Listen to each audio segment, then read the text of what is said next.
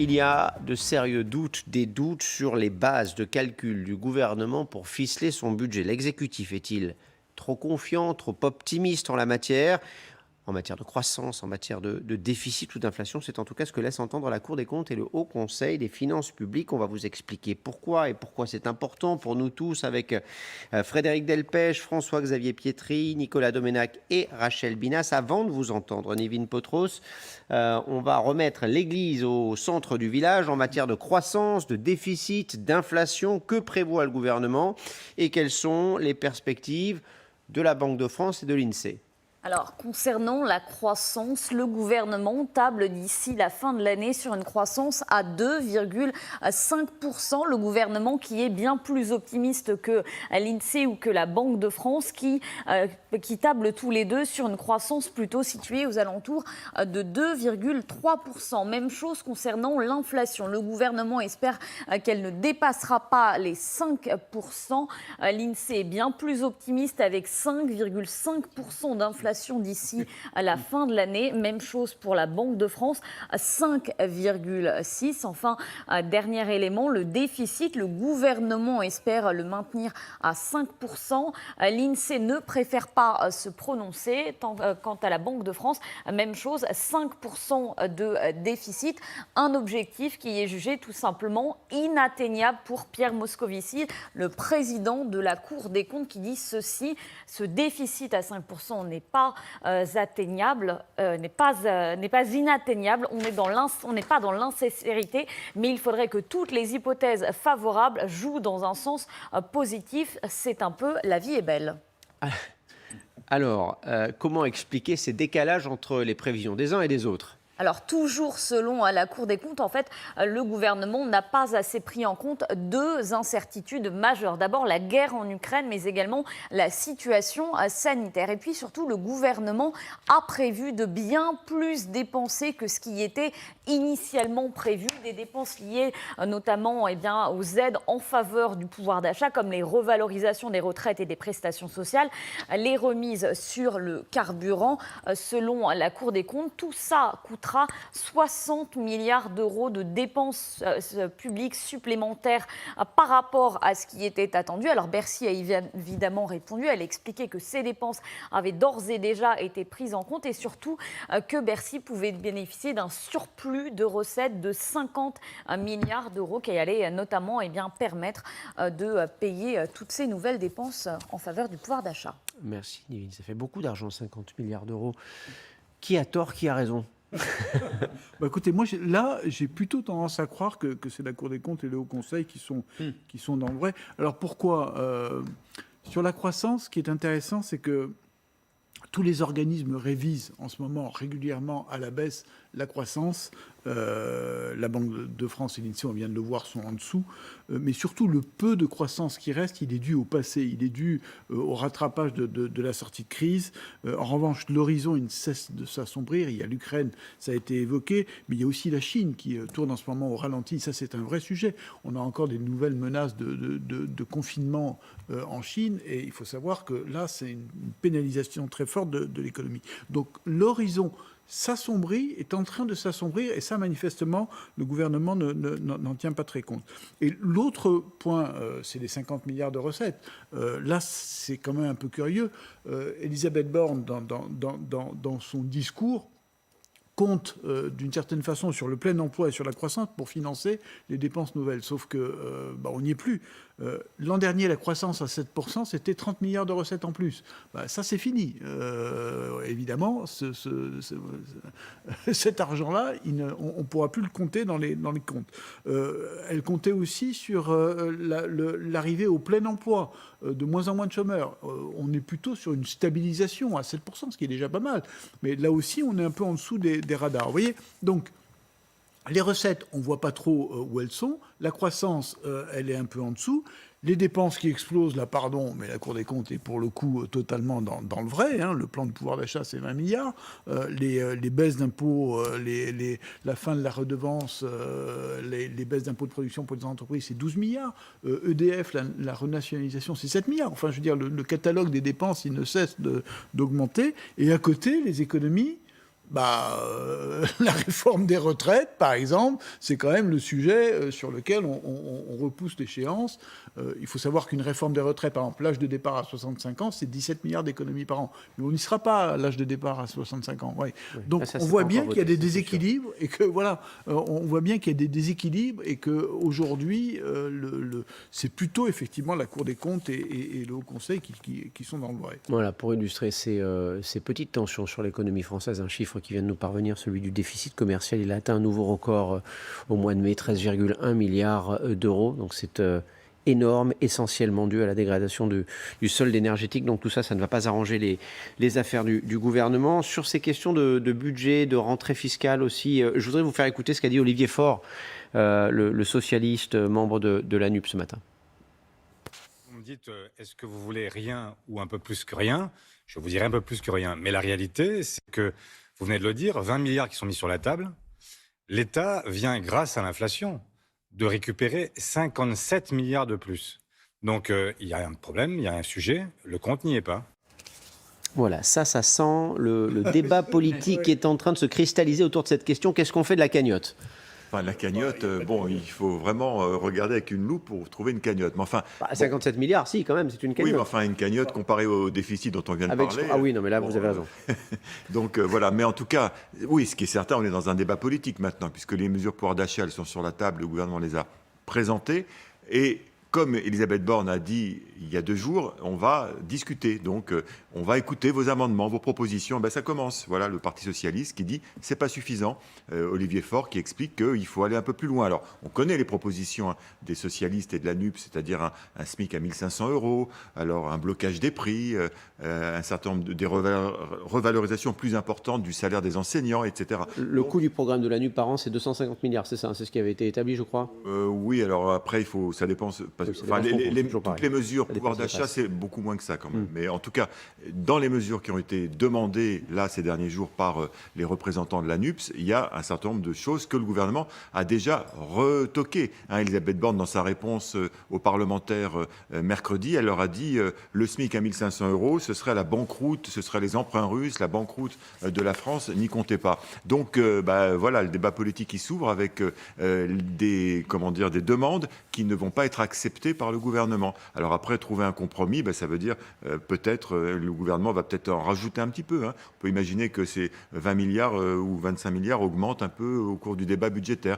Tout ça, ça sera assez rapide, puisqu'il y a 2 textes. Un texte sur les mesures elles-mêmes, le 18 juillet, et à partir du 20 juillet, à l'Assemblée, un collectif budgétaire, c'est-à-dire un projet de loi de finances qui va financer ces mesures. Mais on ne connaît pas le financement encore. Et ce sera aussi probablement assez rapide parce que Marine Le Pen l'a dit hier, le Rassemblement national va probablement se prononcer pour ce texte, même s'il n'est pas parfait à ses yeux. On aura probablement des députés LR qui vont aussi peut-être le faire. Certains à gauche qui ne sont pas à la France insoumise pourraient aussi décider de voter ce texte. C'est ce qu'a laissé entendre Olivier Faure. Il dit entre rien et presque rien, je préfère presque rien. Olivier Faure, il oublie juste une petite chose, c'est que l'inflation, il n'y a pas que des bénéfices. Il y a un coût qui est réel, c'est celui de la hausse des taux d'intérêt. C'est-à-dire qu'aujourd'hui, les banques centrales sont obligées de remonter les taux d'intérêt. Et ça, je peux vous dire que c'est la menace majeure pour la France, elle est là. 1% de plus, c'est quoi? C'est 80 milliards 40 milliards. Donc 2%, c'est 80 milliards. 80 milliards, ça représente la totalité de ce que la France encaisse sur les impôts sur le revenu, par exemple. Ou le budget de l'éducation nationale. Oui. Voilà, c'est 80 milliards. Oui, donc c'est pas rien. C'est spectaculaire. Et il faut savoir que le service de la dette a fortement baissé à cause de la baisse des taux. Donc là, on repart à la hausse. Et ça, c'est un vrai sujet. Et Nicolas, sur ces questions de budget, on a du mal à comprendre pourquoi des organismes comme l'INSEE ou la Banque de France font des prévisions qui sont régulièrement moins optimistes que celles du gouvernement. Des gouvernements, parce que ça, c'est pas la première fois. On peut l'imaginer. On peut comprendre qu'au fond, quels modes de calcul ne soient pas les mêmes à Bercy et dans un certain nombre d'instituts. Mais pardon, ce qu'on devrait avoir, c'est des gens qui ne sont pas idiots, ces gens-là. Ils savent faire une calculette. Donc autant faire de bons calculs. C'est pas non plus une science totalement exacte, l'économie. voilà, hein, il y a une part d'imaginaire, ou en tout cas qui joue, ou qui intervient même dans les chiffres. Moi j'ai jamais cru aux chiffres, à la vérité absolue des chiffres. On peut les faire bouger, les faire évoluer. Ce que je comprends pas en revanche, c'est qu'on sait que ça peut pas le faire. On sait qu'il faudra, on peut pas baisser les impôts et dépenser énormément plus.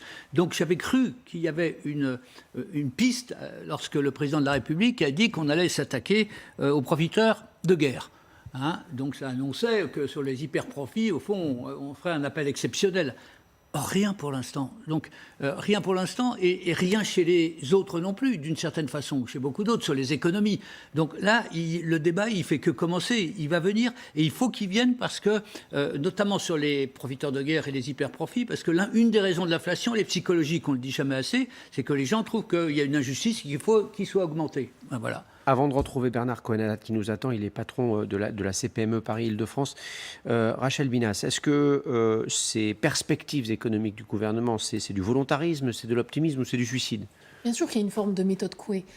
Ensuite, tout porte à croire que de toute façon, l'inflation va augmenter, elle va encore progresser. D'ailleurs, les industriels ont activé des clauses de renégociation avec la grande distribution, ce qui va se traduire forcément par une augmentation des prix. Hein. Donc ça va être crescendo. Ensuite, il reste des arbitrages à faire. On sait que les cures d'austérité n'accouchent jamais de choses extrêmement bonnes. Hein. On le sait maintenant depuis quelques années, personne ne peut faire semblant. Il y a des arbitrages politiques. Par exemple, là, le gouvernement refuse de taxer les super profits issus de l'énergie. Il n'a pas voulu geler non plus l'indice, enfin les loyers. Or, la question du logement, et c'est souvent d'ailleurs un petit peu l'impensé hein, en économie, on aime s'attarder sur le panier de la ménagère, mais le loyer correspond à environ 28% aujourd'hui, 28,3% si je me trompe pas. Oui, c'est un tiers. Oui. Exactement, des revenus dans le locatif privé. Ce qui est énorme. C'est énorme, et c'était pas le cas, c'est en constante progression. Donc il y a peut-être d'autres leviers à activer qu'un chèque qui peut parfois s'apparenter à un pansement sur une jambe de bois. C'est-à-dire qu'il y a des mesures de fond à prendre de toute façon pour éviter d'avoir recours au carnet de chèques. Alors tout cela intervient alors que le gouvernement vient de dévoiler donc ce premier grand texte du quinquennat. Il porte sur le pouvoir d'achat, vous le savez, texte crucial pour ceux directement touchés par la hausse des prix. Le gouvernement qui veut dépenser plus, mais sans creuser la dette, sans augmenter les impôts. Écoutez, Olivier Véran, le magicien. Partout où vous regardez et où les prix augmentent, eh bien, vous ne serez pas, je dirais, dans l'impossibilité de boucler vos factures parce que nous interviendrons. Ça, effectivement, on dépense un peu plus que ce qui a été perçu, mais nous allons continuer de maîtriser la dépense publique. Et le ministre de l'économie et le ministre des comptes publics ont rappelé à juste titre qu'en 2026, la dette commence à baisser et qu'en 2027, nous aurons récupéré l'objectif des 3% de déficit public. Voilà, le mot-clé, vous l'aurez compris, c'est maîtriser. Bonjour Bernard Cohen, merci d'être avec nous. Vous êtes président de la CPME Île-de-France. La CPME, c'est la Confédération des petites et moyennes entreprises. Vous avez l'expérience du réel, les mains dans le cambouis. Comment fait-on pour dépenser plus sans creuser la dette ou sans augmenter les impôts ? Bonjour Thomas Misraki. Pour nous, dans les TPE, PME et les indépendants, c'est pas possible. Hein. Si on n'a pas ce qu'il faut dans la caisse, on peut pas dépenser plus. Généralement, quand on dépense plus dans une petite entreprise, au bout d'un moment, on est obligé de fermer. Ça, c'est la réalité du système marchand.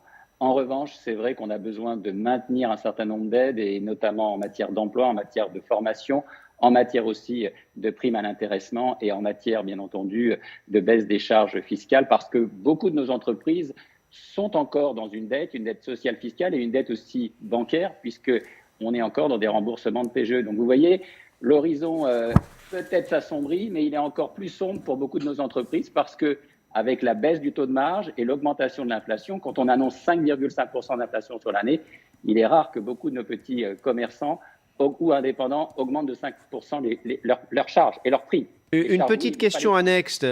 Au total, cette année, ce sont 50 milliards d'euros qui vont être dépensés pour soutenir le pouvoir d'achat. Pour vous, c'est trop ou c'est trop peu ? Écoutez, nous, plus il y a du pouvoir d'achat, plus il y a une capacité pour les consommateurs, y compris nos entrepreneurs, à aller vers acheter des biens et des services made in France ou made in Île-de-France et made in région. Ça, c'est une réalité pour nous. On ne peut pas à la fois parler d'autonomie énergétique, d'autonomie stratégique, de promouvoir l'activité de proximité et ne pas aider au pouvoir d'achat. Il y a une réalité néanmoins pour nous, c'est effectivement la difficulté demain d'avoir des aides complémentaires pour l'embauche. Ce système-là d'aide à l'emploi, notamment pour les jeunes, les alternants, les apprentis, doit être maintenu. J'en ai pas entendu parler. C'est aussi une priorité pour nous parce qu'aujourd'hui, on est en perte de compétences dans nos entreprises. Alors ça, c'est intéressant parce que j'ai parlé du chiffre global, les 50 milliards qui seront dépensés sur l'année. Mais lorsque l'on regarde dans le détail, plusieurs secteurs sont directement concernés. Dans l'énergie, remise du carburant, bouclier tarifaire, prime transport. La redevance télé est aussi supprimée. Ça fait presque 140 € pour les foyers. La retraite de base, les prestations sociales sont revalorisées d'environ 4%. Même chose pour les bourses, pour les étudiants.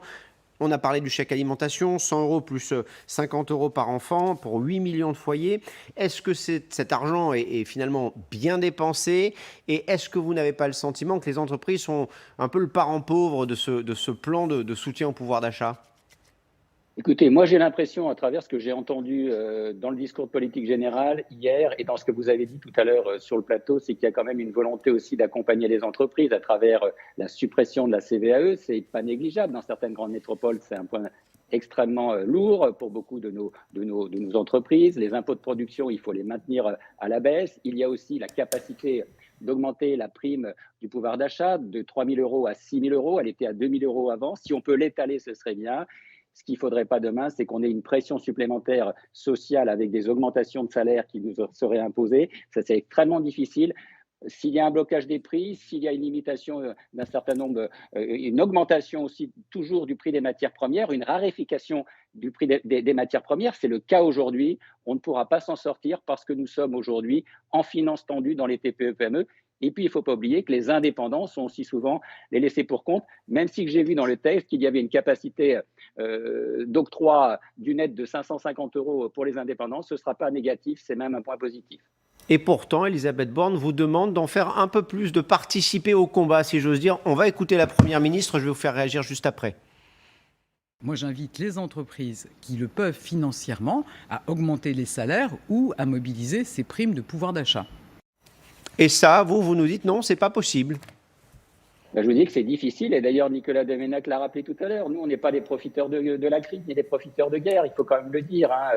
Nous sommes en première ligne, c'est une réalité, nous avons déjà fait, et nous faisons, parce qu'aujourd'hui pour embaucher à mission égale, on est à 3 à 5, voire 10% d'augmentation de salaire. Aujourd'hui, on n'embauche pas au même prix qu'il y a 1 an ou 2 ans. C'est une réalité. Mais l'augmentation du salaire ne suffit pas. Il y a aussi des difficultés liées au loyer. Il y a des difficultés liées au prix du transport. Il y a des difficultés liées à la capacité de nos salariés à former. Et aujourd'hui, malgré l'augmentation du salaire, on est en pénurie d'emploi. Donc, vous voyez, c'est pas ça la martingale. Les perspectives à moyen, long terme, c'est-à-dire jusqu'ici, jusqu'à la fin de l'année, vous les voyez comment, vous, du côté des petites et moyennes entreprises? Vous savez, nous, on a une volonté et une attente, c'est qu'il n'y ait pas de politique de stop and go. À chaque fois qu'il y a des politiques de stop and go dans les entreprises, ce sont les plus petites, les plus fragiles qui sont les victimes, soit des gros donneurs d'ordre, soit tout simplement de la concurrence internationale, soit tout simplement d'un transfert de chalandise des consommateurs, soit vers la grande distribution, voire, comment dirais-je, le web. Et ça, c'est une réalité. On a besoin de maintenir les activités, les services de proximité, y compris dans les grandes villes. Je parle pour Paris parce que c'est une ville que je connais bien et l'Île-de-France où la vie, il faut le rappeler, est difficile à vivre et difficile à travailler pour tout le monde.